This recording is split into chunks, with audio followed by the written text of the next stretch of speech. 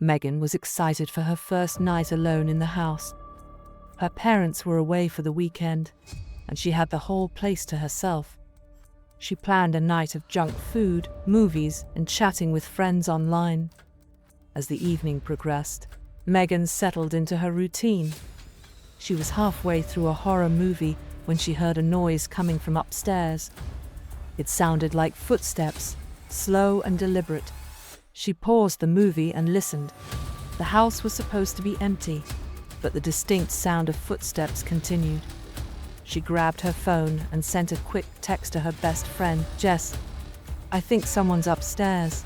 I'm freaking out." Jess replied almost immediately, "Are you sure? Maybe it's just the house settling." Megan wanted to believe that, but the footsteps were too clear, too intentional. She decided to check it out, hoping it was nothing more than her imagination. She grabbed a flashlight and cautiously made her way upstairs. Each step creaked under her weight, but the footsteps she had heard earlier were silent now. She checked her parents' bedroom, the guest room, and finally her own room. Nothing seemed out of place. She was about to head back downstairs when she noticed something odd. Her closet door was slightly open. Megan's heart pounded in her chest as she approached the closet. She held her breath, reached out, and yanked the door open. The closet was empty, just her clothes and some old boxes. She let out a sigh of relief and closed the door. Just as she turned around, her phone buzzed with another text from Jess. "Are you okay?" Megan texted back. "I think it's just my imagination. Nothing up here." She returned to the living room, feeling a bit silly for getting so scared. She resumed her movie, but her nerves were still on edge. Every creak of the house made her jump. After a while, she decided to call it a night and headed up to her room to sleep. In the middle of the night, Megan woke up to a strange sensation. It felt like someone was watching her. She lay still, barely breathing, and listened. The house was quiet, but the feeling of being watched was overwhelming. She slowly opened her eyes and nearly screamed. At the foot of her bed stood a dark figure, tall and shadowy, just staring at her. She fumbled for her phone on the nightstand, her hands shaking uncontrollably. The light from the screen illuminated the room for a split second, and the figure was gone. Megan sat up, gasping for breath, her heart racing. She quickly turned on her bedside lamp and scanned the room. There was no one there. She must have been dreaming, she thought, trying to calm herself down. But the feeling of being watched lingered. She decided to check the house again, just to be sure. She grabbed her flashlight and made her way downstairs. As she reached the bottom of the stairs, she heard a noise coming from the basement. It was a faint whisper, barely audible but unmistakably real. Gathering all her courage, Megan approached the basement door. She opened it slowly, the old hinges squeaking loudly. She shone her flashlight down the stairs and saw nothing but darkness. Taking a deep breath, she descended into the basement. The basement was cold and damp, filled with old furniture and boxes. She walked around, checking every corner, but found nothing unusual. Just as she was about to head back upstairs, she heard the whisper again, closer this time. She turned around and saw the dark figure from her room standing by the basement door, blocking her way out. Megan's blood ran cold. She backed away slowly, but the figure advanced towards her. Panicking, she dropped her flashlight and ran to the far end of the basement, where there was a small, rarely used storage room. She slipped inside and locked the door behind her. She could hear the figure outside, its footsteps heavy on the concrete floor. Megan fumbled for her phone and dialed 911. The operator answered, but before Megan could say anything, the door to the storage room burst open. The dark figure stood there, its face a mask of shadows. The last thing Megan saw was the figure lunging towards her, and the line going dead as her phone clattered to the floor. When her parents returned home 2 days later, they found the house eerily quiet. Megan was nowhere to be found. The only clue was her phone, lying in the basement next to a shattered flashlight, the screen still lit with the unfinished call to 911. Emily was home alone one chilly October evening. Her parents had gone out for a dinner party, leaving her with a simple set of instructions. Lock the doors, don't answer the phone unless it's them, and stay inside. Emily was used to being on her own, but something about that night felt different. She settled on the couch with a bowl of popcorn and a scary movie. As the movie played, she heard a faint noise coming from the basement. It sounded like a soft thud, as if something had fallen. Emily paused the movie and listened intently. Another thud echoed up the stairs. She grabbed her phone and turned on the flashlight. The basement door was slightly ajar, which was odd because her parents always kept it closed. Emily's curiosity got the better of her. She tiptoed towards the door, each step heavier with a growing sense of dread. "Hello," she called out, her voice trembling. No response. She pushed the door open and peered down the dark staircase.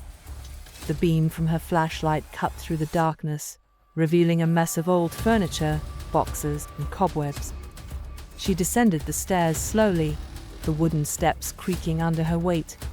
As she reached the bottom, the temperature dropped significantly. Emily could see her breath in the beam of the flashlight. She swept the light around the room, and her heart nearly stopped when she saw a shadow move in the corner. She pointed the flashlight directly at it, but there was nothing there. "Must be my imagination," she whispered to herself, though she wasn't convinced. Just as she was about to turn back, she heard the thud again, louder this time, and it was coming from behind a large wardrobe. Gathering her courage, she walked over and slowly moved the wardrobe aside, revealing a small, hidden door. The door was old and rotted, with rusty hinges and a padlock that seemed ancient. Emily's hands shook as she reached out to touch the padlock. It was covered in dust and spiderwebs. She tugged at it gently, and to her surprise, it broke free with a snap. She opened the door, revealing a narrow, pitch-black passage. Against her better judgment, Emily stepped into the passage. The walls were damp and cold, and the air smelled of mold and decay. As she ventured further, the light from her phone flickered, casting eerie shadows on the walls. Suddenly, she felt a cold hand grip her ankle. She screamed and dropped her phone. The light went out, plunging her into complete darkness. She kicked frantically, trying to free herself, but the grip tightened. Emily was pulled backwards, deeper into the passage. She clawed at the walls, trying to find something to hold on to, but it was no use. The last thing she heard was the door slamming shut behind her. Her screams echoed in the narrow space, but there was no one there to hear her. When her parents returned home later that night, they found the house quiet and still. Emily was nowhere to be found. The only sign of her was her phone, lying at the bottom of the basement stairs, its screen shattered and flickering with a faint light. The hidden door was once again covered by the wardrobe, as if it had never been there. No one ever figured out what happened to Emily. She became another ghost story, a cautionary tale told to scare children about the dangers of curiosity and the unknown. And if you listen closely on a quiet October night, some say you can still hear her screams echoing from the basement. Liam was looking forward to a quiet night alone. His parents had gone to visit relatives, and he had the house to himself. After finishing his homework, he decided to relax with some video games. As the night grew darker, he became more engrossed in his game, the sounds of virtual battles filling the living room. Around midnight, the landline phone in the hallway rang, startling Liam. It was unusual for the phone to ring so late, and even more unusual since most people called his parents' cell phones. He paused his game and walked over to answer it. "Hello," he said. There was no response, only silence on the other end. He repeated himself, but the silence persisted. Liam hung up, thinking it was a wrong number or a prank call. He returned to his game, but a sense of unease lingered. A few minutes later, the phone rang again.